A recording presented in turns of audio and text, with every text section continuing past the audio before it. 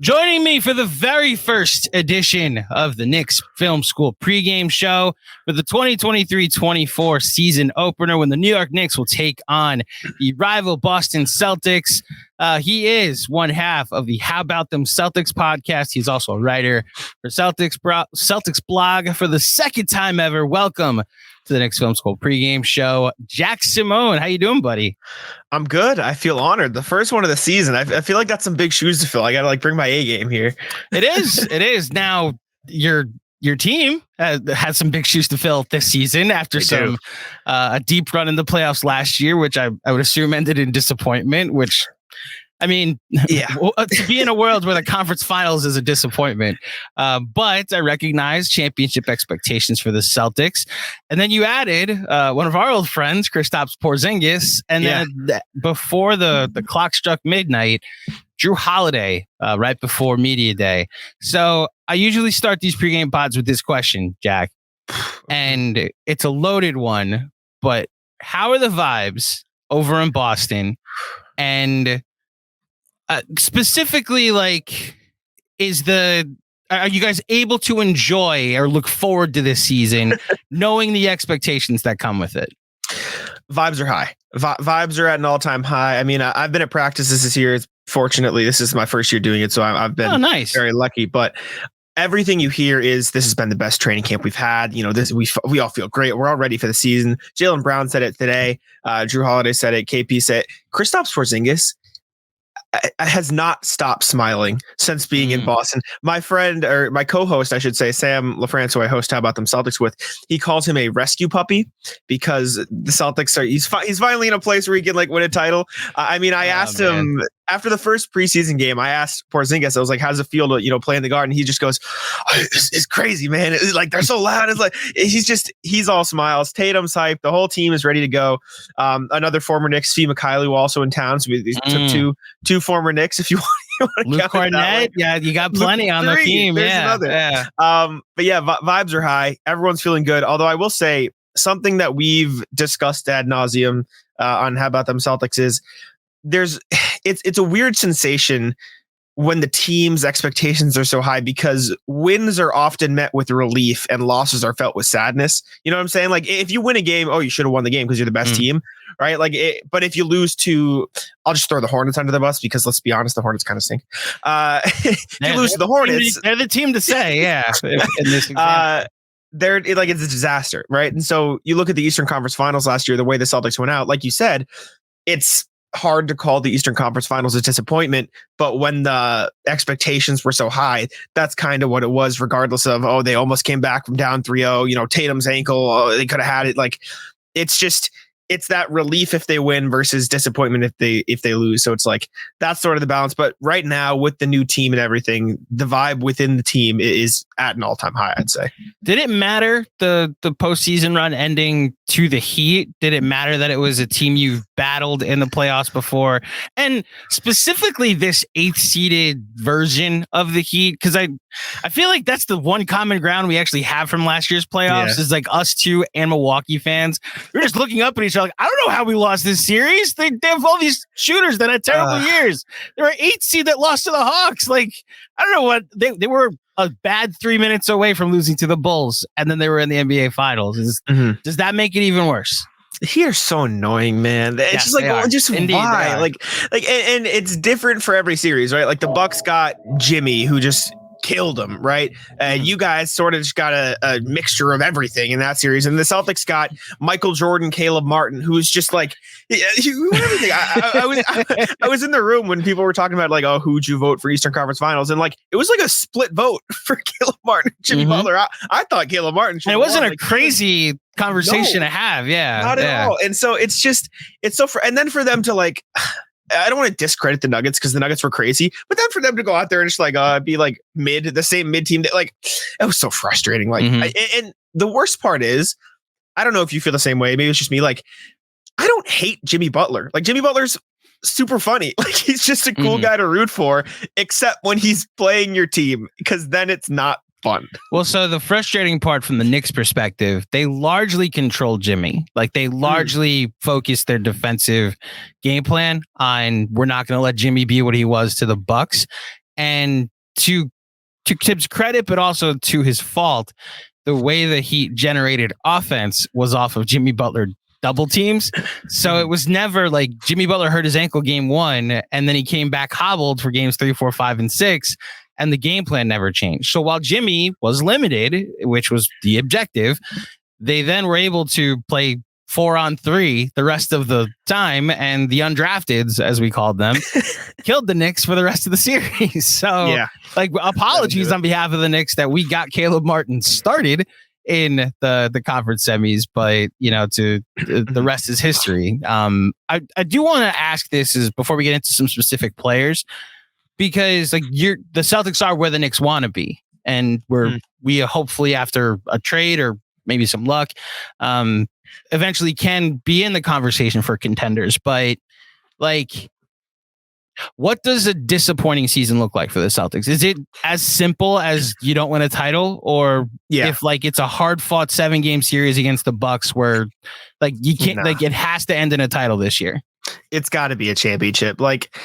You can kind of look at it like the past X amount of seasons, however many it's been, Tatum's whole career, basically. Conference finals, good season, not conference finals, bad season. If you go all in like the way the Celtics have, the only 3 players left from when Brad Stevens took over the team 2 years ago are Jaylen Brown, Jason Tatum, and Peyton Pritchard. Everyone else is gone. The whole they've completely remade this roster. Brad Stevens has, to give Jason Tatum and Jaylen Brown the best possible chance to win a championship. The tax bill is going to be through the roof, especially when they have to pay Jrue Holiday and Derek White in the next 2 seasons. One of the most expensive teams in the league. If they don't win a championship this year, I don't care if they go to game 7 with the Nuggets and lose on a buzzer beater. That's a disappointment. There is no other middle ground anymore. If the Celtics don't win, this season's a failure. And not even from because I'm very much, if you put up a good fight, it's hard to call a season a complete failure. As much as it was corny, Giannis's statement, I understood it, but hold on. You brought it up. Yeah. It's not a failure if we don't win a title. Also, I'm going to hold you over a barrel on a press tour all summer that this might be my last year in Milwaukee unless you trade for Dame, and then I'll sign an extension. And then I'll sign the $60 million. Funny how that worked out. Yeah, but continue. The difference is the Bucks losing the first round's a failure. I'm sorry, but by all metrics, if the Celtics do go to the fake example I made, game 7 with the Nuggets on a buzzer beater, you make it that far, it's hard to call it failure, but it's mainly a failure because you don't know if you can bring this team back for many more years because of the money. So you have to win this year or else you might not be able to try again, right? That's the reason I think it'll be a failure, because Jrue Holiday makes so much money. Derek White is going to make so much money. The Jays, there's a lot in play here. So it's really title or bust. So then to the Knicks fan that doesn't know what bust looks like, what happens if they don't win a title?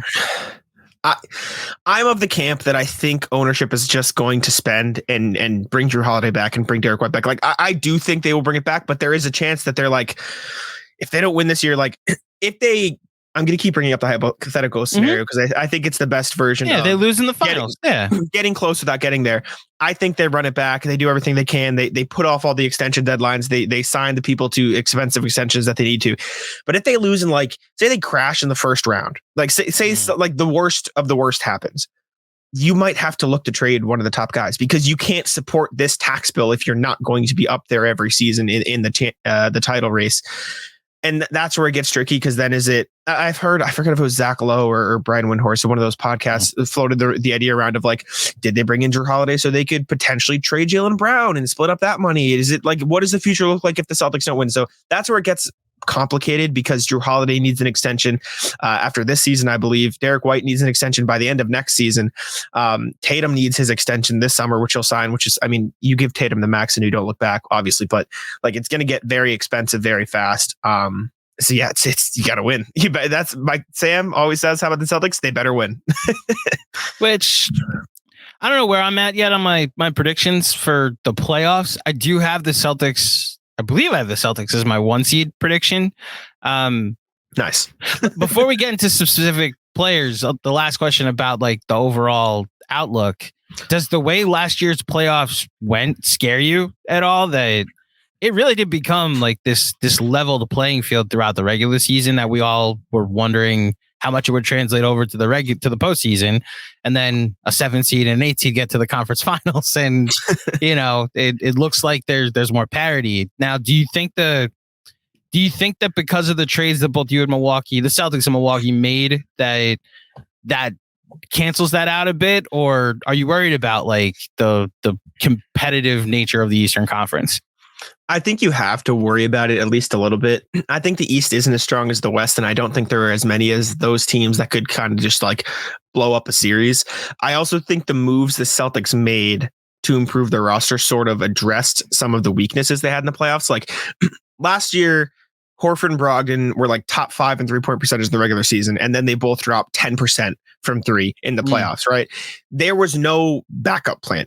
It was make your threes or lose the game. And that's how the Celtics played. And I think they'll play that way again this year. But now you have Porzingis out of the post. You have Jrue Holiday making his own, creating his own shots. You can hopefully go to Jaylen Brown in the mid-range more. Sam Cassell's been working with Tatum on his post game. So Joe Mazzulla all preseason has been emphasizing the word curveball, saying like, I was throwing fastballs last year. He said on the JJ Redick pod, I need to have curveballs. We need to have things that we can throw out there when our original plan doesn't work. And so I think for the playoffs, it's less of are other teams going to come up the pipeline and upset the Celtics, and more of the Celtics being able to account for those challenges rather than just if you miss your threes, you lose, because that's what it was last year. I really enjoyed the Mazzulla pod with Redick, by the way. He's great this year. The fact that I need JJ to get Tibbs on just so I can see if he can be the one to peel back the layers of that onion.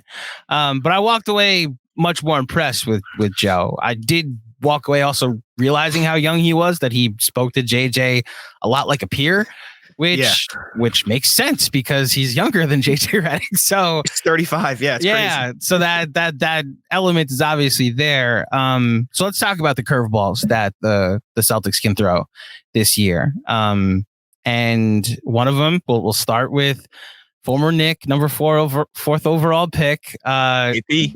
I imagine, and this is no disrespect, I guess this is unavoidably actually very disrespectful to Dallas and to Washington, but this will be the first time KP's in a home building that the atmosphere can reach unparalleled levels. It's not the Garden, but it is, a version of Boston Garden that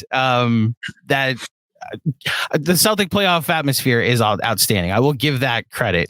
And he obviously got drafted to Madison Square Garden, and he's talked many times about that's the biggest thing he misses and wishes if he has any thoughts or regrets or do-overs he'd want to have. It's like, I loved playing at the Garden. That was like a great thing to play my home games there. What have you seen from him that, like, you hinted at it, that he's just like excited and smiling? What have you seen from him, at least in the preseason? Because obviously Knicks fans, although we did watch 2 Celtics preseason games. It's true. Yeah. Now think about it, we actually did get one good look at KP. How do you think they're going to use him that he will be excited more to play in this type of environment? Because he's not going to get the usage that he got in Washington. But I guess what I'm trying to ask is, like, how will he be used this year that smile won't disappear, Fun fact also, they put on the Jumbotron, the Boston Garden was originally the Boston Madison Square Garden, so it's kind of like another thing. But Sam will fight to his deathbed that it's the better garden, which we don't have to get into here. No one goes to Boston to visit the world's most famous arena. All right. Sorry. Tell him that. The next one, guess who's going to be my next Celtics guest? It has to be Sam now. And I know he's like very much more like pro Boston, and I may have to wear a Yankee hat for that, which is like against everything I believe in because I'm a Mets fan. So maybe I'll wear a 1986 shirt. How's that? There you go. No, but KP's been doing everything. Literally every time he gets asked about what the difference is, he just goes, "It's crazy, man. I'm always open." Because like Tatum has a defender, Jaylen Brown has a defender. Like, I'm just always open, and it's just true. Like, he's just always open, right? They're throwing guys at Tatum, at Brown, at Jrue Holiday, at Derek White, and Porzingis is just spotting up from 30 feet, draining threes. Like, it's nothing.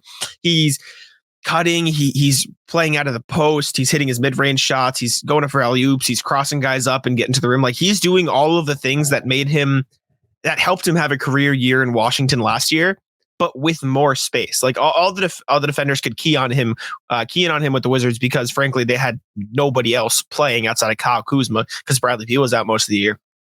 They're not going to be able to do that on the Celtics because they're going to have to guard Tatum, Brown, and Holiday and all these guys. And if you have the choice, you're going to throw your best defender at Jason Tatum and probably your second best defender, unless it's a big man, at Jaylen Brown. That's just how it's going to work. And so Kristaps Porzingis is going to have all of these new opportunities, and his volume might not be as high, but I think you'll see his efficiency even take a spike.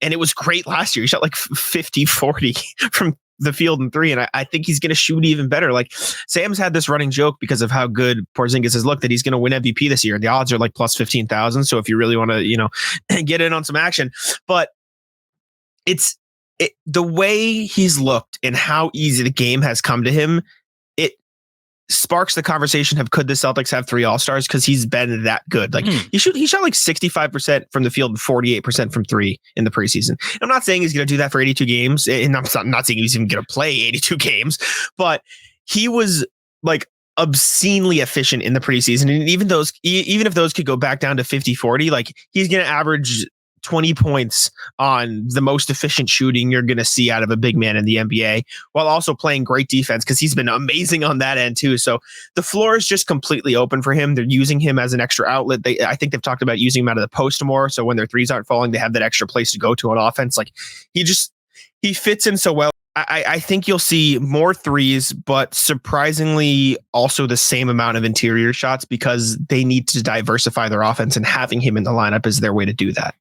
Well, another way to diversify your offense, although it might actually look a lot similar with Jrue Holiday kind of just replacing Marcus. Yeah. He can shoot. That's exactly. And I love Marcus. Big Marcus fan. But. That's where I'm going with this next is, but let's start with losing Marcus Smart because lifelong Celtics drafted by the Celtics. Yeah. Take me through your emotions the day that it was announced that they were trading him. So it hurt more because I was really out on Brogdon, and it was first reported that they were going to trade Brogdon. Wow. And so we are a big hate the Clippers podcast now because they screwed it. And then they reportedly tried to get him again, which is like, anyways, we don't have to get into that. I didn't start like watching the Celtics consistently until like 2013, right? I just missed the KG Big Three, Paul Pierce, Ray Allen era because my dad was really into baseball when I was a kid. I think we talked about this last time. We did, yeah. But so Marcus Smart was like one of the first rookies that I was like, oh, this guy, he's coming in, he's cool. So for me personally, and for Sam as well, and everybody, I think our age and everyone in the community, like it was kind of heartbreaking because he's Marcus Smart, not only like an awesome player on the court with his defense, obviously defensive player of the year, the hustle, all those stuff that people outside of Boston are probably sick of hearing about, but he's also just like an amazing person off the court. Like he did so much for the community. So that part sucked, frankly, to see him go.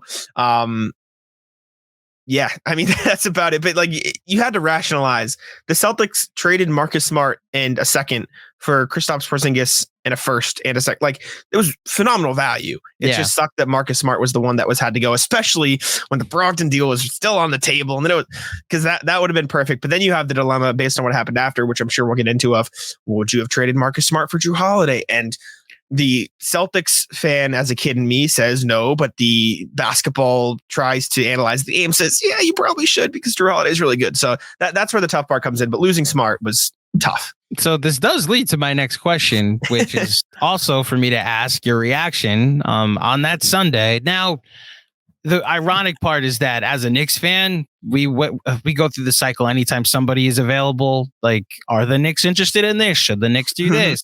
Because that's just like what people do with the Knicks is like the Knicks are going to trade for star X. So when Jrue Holiday was available, it was like, well, what's the trade we should offer? And then you see what the Celtics offered, and it's like, well, they could have beat it, but they're not ready to beat it.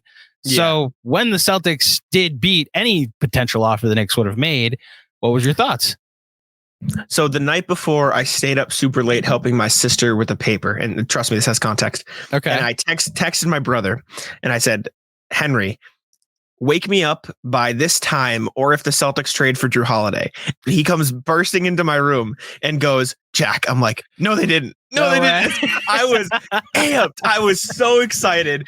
I love Jrue Holiday. I think he's awesome. He's the perfect fit. Brad Stevens said it during media day, during Holiday's introductory presser. He goes, I used to go into Danny Ainge's office and say, can we trade for Jrue Holiday? And now I got to trade for Jrue Holiday. A lot of people were split on giving up Robert Williams. A lot of people were like, it's 2 firsts. What do they do? One of the first was the Warriors first. So it's not like they traded their whole future. The other one was pretty far into the future, which is fine. Losing Rob is tough, but he's hurt all the time, frankly. Like he just couldn't stay on the court. So that limits the value there. And then Brogdon is Brogdon, but you have Derek White and Pritchard, who's been really good. Jrue Holiday, he is the perfect fit. He is Marcus Smart with the jump shot. And you can talk about, he doesn't shoot well in the playoffs. Marcus Smart's shot's better than him in the playoffs. Jrue Holiday will also now have more space than he's ever had in his entire career to shoot open threes. So that's a trade-off. But in terms of the defense, in terms of the offensive profile, in terms of the playmaking, again, like I said, Porzingis is the perfect big man. Maybe it's biased because it happened, but it's hard to think of a better point guard to fit next to Tatum and Brown. And honestly, it's hard to think of a better point guard to fit on literally any team that needs help on defense or offense. He's the most well-rounded point guard in the NBA. He might be the best two-way point guard in the NBA. So if you have the chance to trade for him, you trade for him, especially when you have the chance to do the funniest thing ever and say, you got Dame, we're going to take your guy so he can guard Dame, which is just not enough people are talking about. That's so awesome. That's so funny. So there's 2 things I want to get. I've gotten your in the moment reaction to. Yes. But there's been a lot of chatter about the Celtics, and I want to get your response to some of the chatter. And specifically, the first thing I want to ask is, what do you say to someone that would say that Robert Williams is injury prone, but then you traded for Kristaps Porzingis, who's not super healthy? What is your response to that? It's totally fair. That's a very fair criticism. I would say Porzingis has been, weirdly enough, healthier. Like he's probably been healthier than Kristaps Porzingis. He played 65 games last year, which is his most since his sophomore season, 51 the year before, and then he struggled in Dallas to stay healthy. Robert Williams has had one healthy season his entire career. One, like ever. He played they made the finals, but one correlated with the other. Yeah, exactly. 61 games that year. Other than that, 32, 29, 52, 35. Like, I also say, if you're going to go from one big man to the other, Porzingis is just objectively the better player. Like he just is. He's not the like Rob has an all defensive nod on his resume, but Porzingis is a 20 point per game all-star who is still great on the defensive end. Not only that, but the Celtics traded their 2 non-shooters for 2 40% 3-point shooters. Like Brad Stevens said, okay, Joe Mazzulla, you want to shoot threes? All of these guys can shoot threes. Literally everyone can shoot threes. Like that's going to be a nightmare to guard. You just said it like, the Knicks will just, lag off Robert Williams. There's no lagging off guys anymore. Everyone can shoot. The whole roster can shoot the ball. So it's a valid concern, Porzingis' injury history. But I also think you can split games if you need to rest him. Horford can play some. He can play some. You can run smaller. Not this season. We're playing basketball this year, according to Adam Silver. Well, not those 2. They don't fall under the qualifications because they have to be an all-star in the last 3 seasons, and neither of them have been. So the Celtics can technically get away with it. But okay, got it. But yeah, you can sort of split those. And Porzingis said that he's committed to playing as many games as he can, which you take with a grain of salt because that's what he says.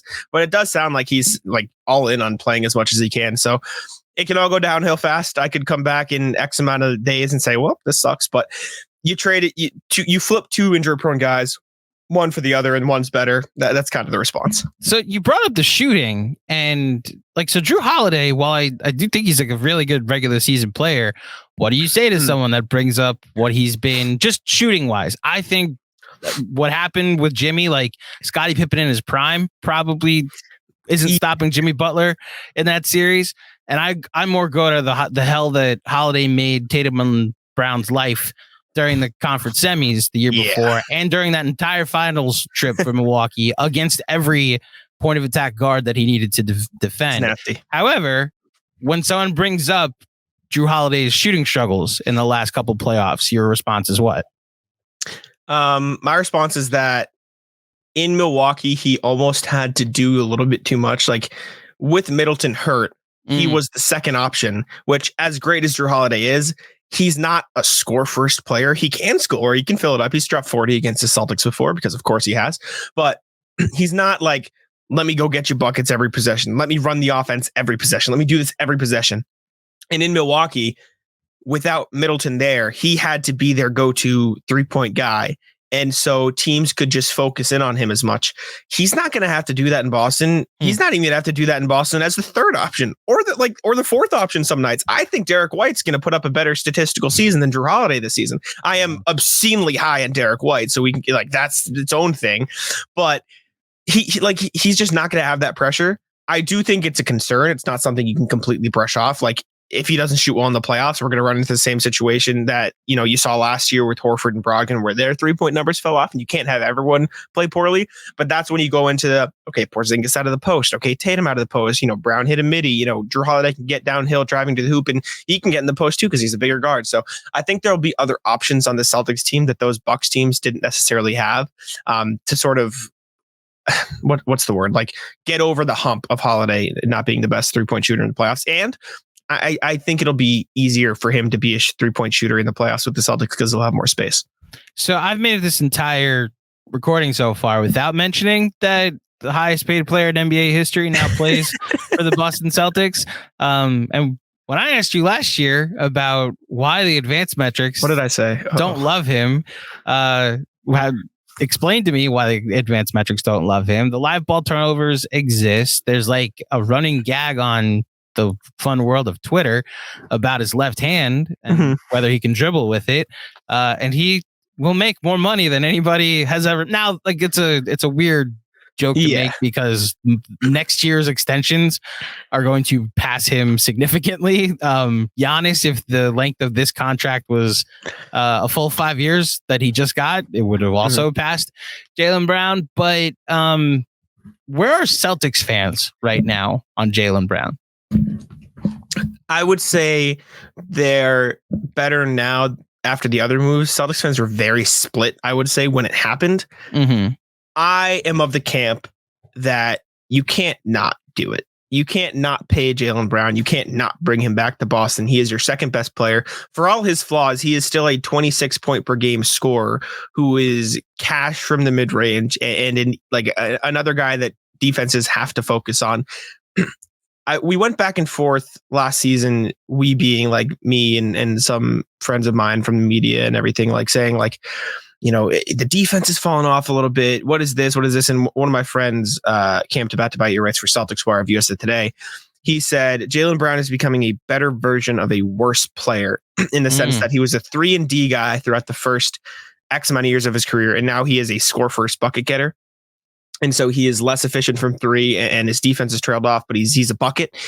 And I think with this new look Celtics team, you have a chance to let him just focus on that. Like Jaylen Brown can just be swing the ball if he needs to, but if he gets the ball, he's a bucket and everybody else can scramble from there. Like you have an easy offense. It's sort of like a better 3-point shooting, slightly better defender, DeMar DeRozan in a sense. Cause he like, I said it last year and we'll see if I stand by it. I kind of go with it because I said it. But if you give them the ball in their spots with the ability to get to their spot, I think Jaylen Brown is a better bucket than Jason Tatum.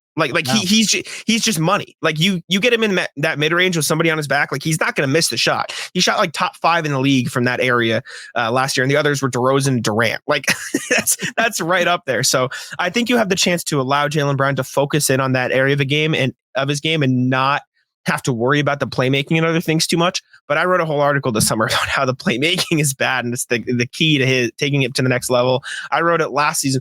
It's funny because I wrote something, I'm rambling now, but I wrote something at the beginning of last season saying like Jaylen Brown, or the tale of two Jaylen Browns is what I titled it, talking about his struggles with off-ball defense, how he's a bucket, but he's not there sometimes and he turns the ball over. I got more hate and vitriol in my mentions than you would ever believe. Oh, no. And then fast forward to Game 7 in conference finals. Look what happens, right? And I'm not preying on his downfall, right? I like Jaylen Brown as a player. He's a good guy, obviously. But there is that concern that he's going to turn the ball over. He's not the best ball handler, all these things. But I think you have the chance to minimize those mistakes with the team around him now.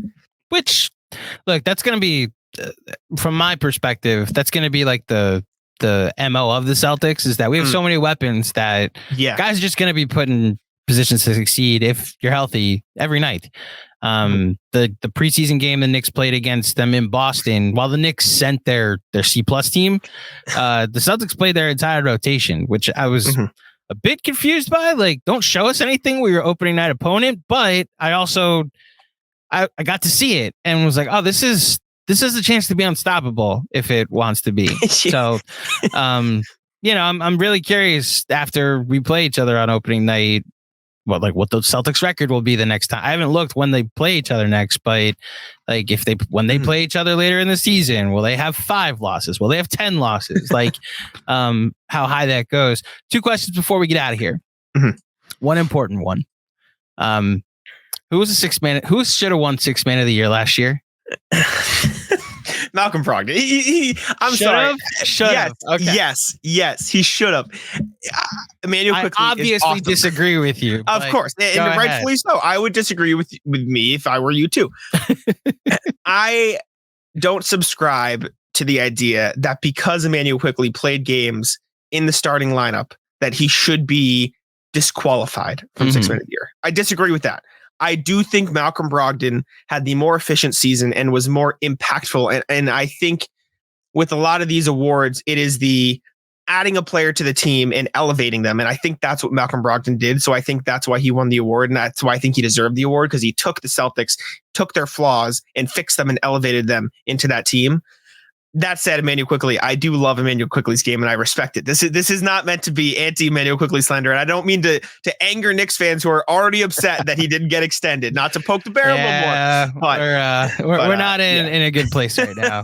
If he had won the hardware, maybe it would have meant he needed to be extended. Although it might have actually been more of a reason for his camp to say, go test free agency, because the price of the brick has gone up. I wanted to get a Celtics fan on record, because apologies to your mentions already. I want to vouch for Jack. He's good. He's good people as an Knicks fan. I would have been shocked if that wasn't your answer though. And of course you'd be shocked if I agreed with you. So, obviously.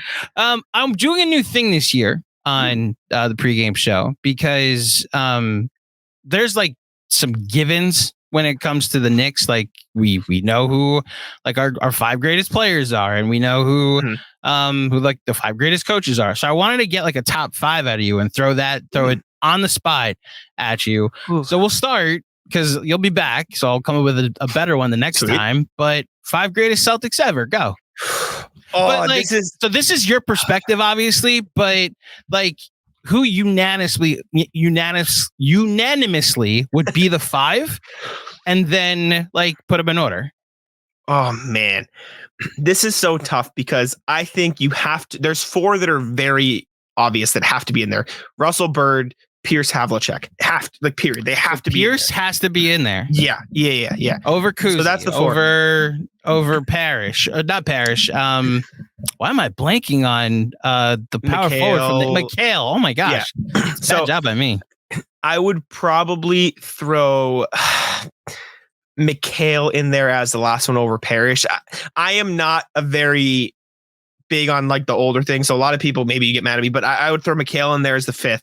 And the reason that I'm talking about this is those 4 have to be there, because a big topic of conversation this summer was, could Tatum eventually get on Mount Rushmore for the Celtics? And it was, would he take off Pierce or would he take off Havlicek? So like those 4, I think, Bill and Larry, like no explanation needed. Duh. Like that's the obvious one. It's 1 and 2 in any order. Yeah. And then Pierce and Havlicek, there's some debate, who's higher on those rankings, who would Tatum knock off. And then for now, I'll throw McHale on there as the last. So if I had to put them in order, now I think these are 2 different questions. And I bring up this question whenever people talk about lists.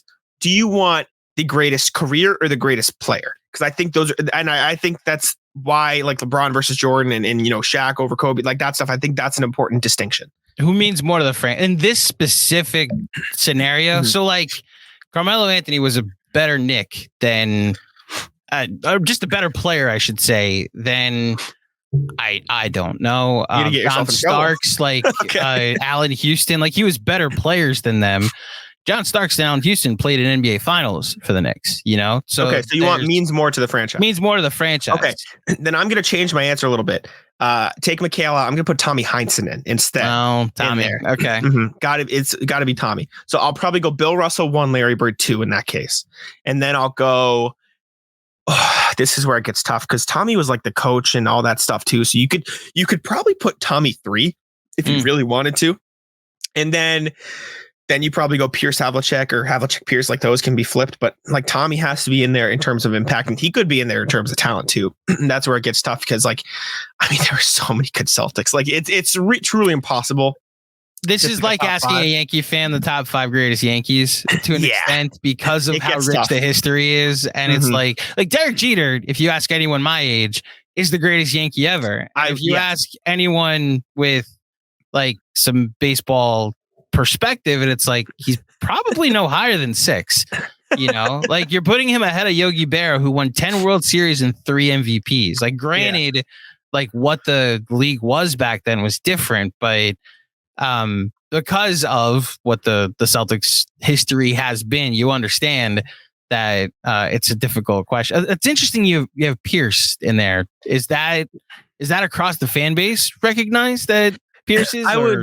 I would say so, just because of how long he was with the team. Like you don't see that as much nowadays. And even at that time, like he saw them through the dark ages. He stuck with the team. He was there the whole time. Like I think Pierce has that respect in Boston where like, yeah, he's one of those guys. I mean, he's 3rd all time in games played, like in Celtics history. This isn't like not to crap on franchises. This is like Wizards history or like Celtics history, like 3rd all times. The only people ahead of him are Havlicek and Parrish, who has an argument too, but he played more games in a Celtics uniform than McHale, Russell, Cousy, Larry Bird. Like he's a Celtic. And as much as he, went to, funnily enough, the Wizards and Clippers and all those teams at the end of his career, like he's a Celtic. And he's still around the team this year. Like they're bringing back former Celtics, which is cool. So he's still there. Well, you didn't even mention Brooklyn. Listen, I'm right there. Little brother doesn't have to be mentioned. It's okay. The last thing that I want to ask you, I always want to get the outsider's perspective on what the Knicks are doing. Now, you've mentioned that you thought the Knicks should, like jokes aside about the 6th man of the year, like Immanuel Quickley is absolutely a valuable player on the Knicks and really good. But your thought for the Knicks this year, are you like I'm assuming you would be fine playing them in a playoff series because your team would be better. But, what are your expectations for the Knicks this season? So we're doing our standings predictions. We're recording right after we're recording this. So we'll talk about it then.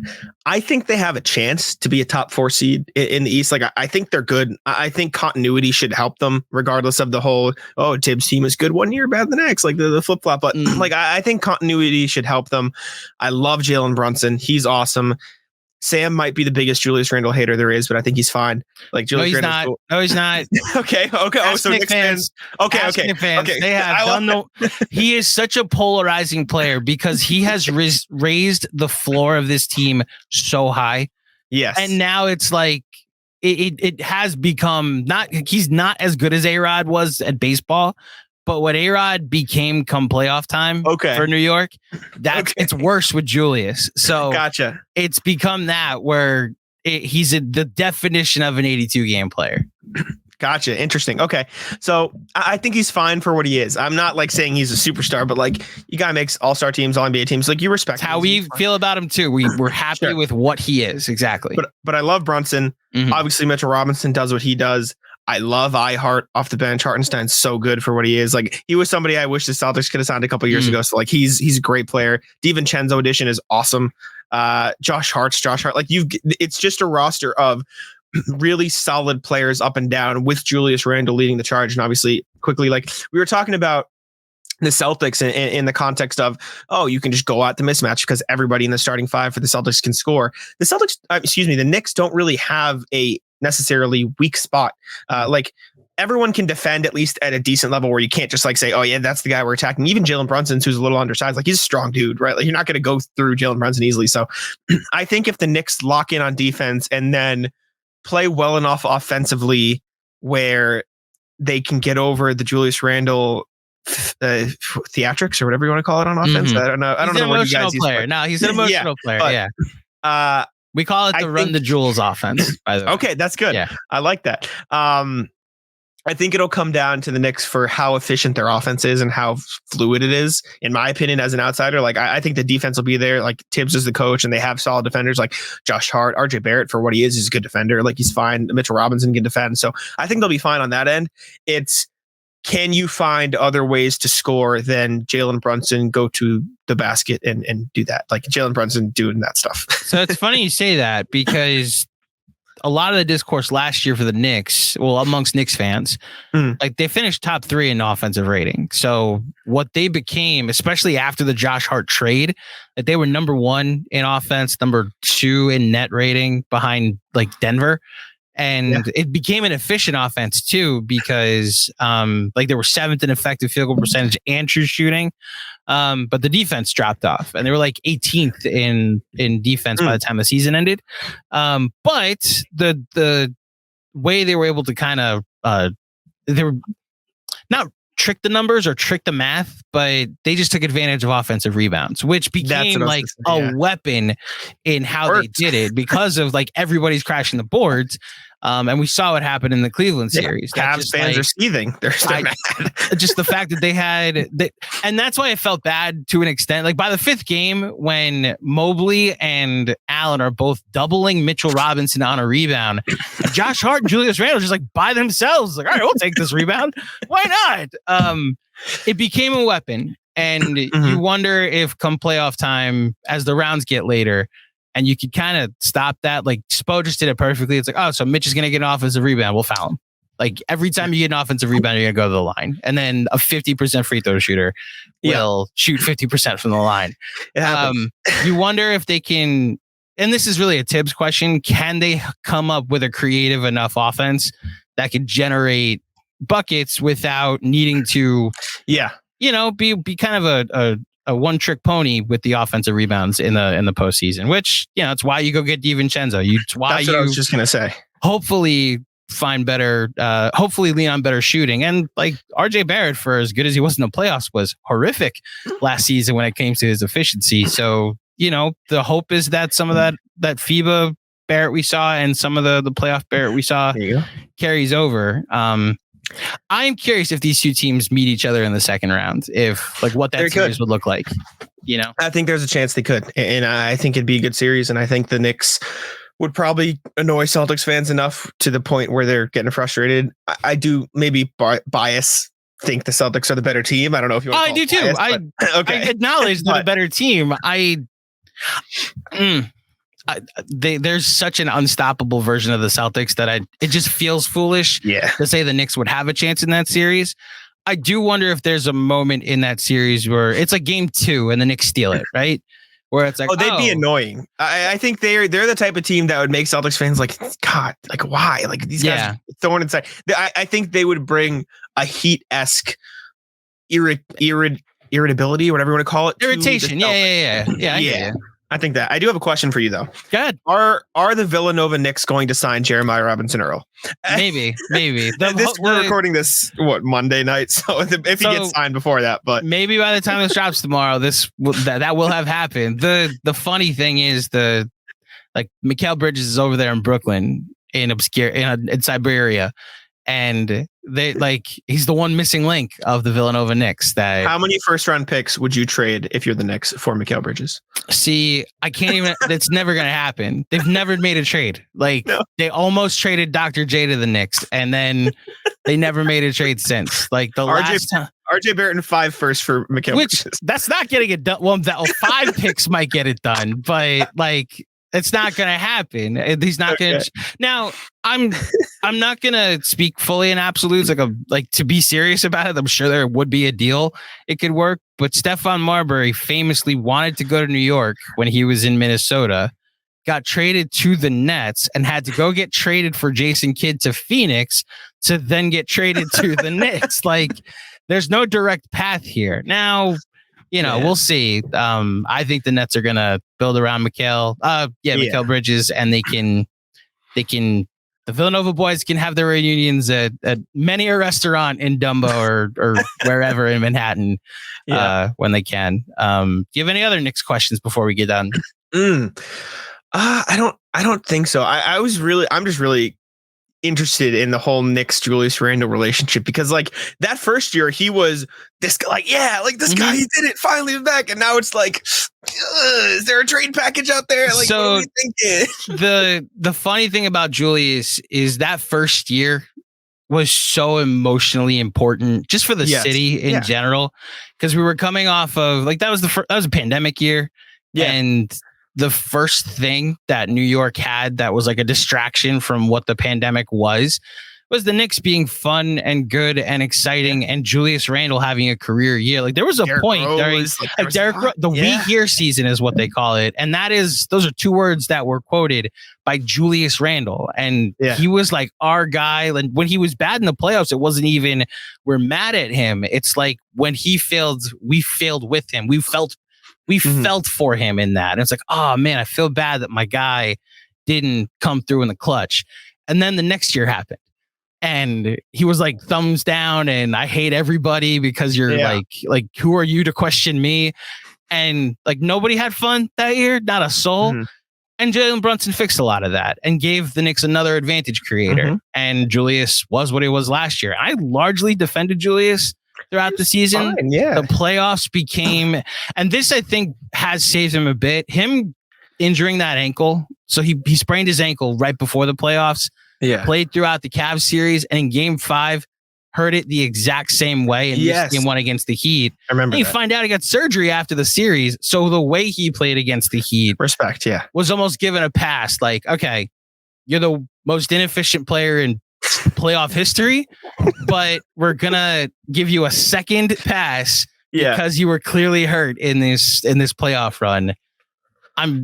We're running out of passes, and so I wonder if how this season goes. If they like say they get a 4 seed, they win 50 games. So it's like the optimistic. They're the 4 seed, win 50 games. They beat Embiid and the Sixers in the first round, and it's like, oh wow, second year in a row the team with a star that was rumored in trade conversations with the Knicks gets eliminated by the Knicks. And then they lose to Boston, and Julius is awful for both series. Then like you may have to consider going a different direction with it. So yeah. Okay. I see it.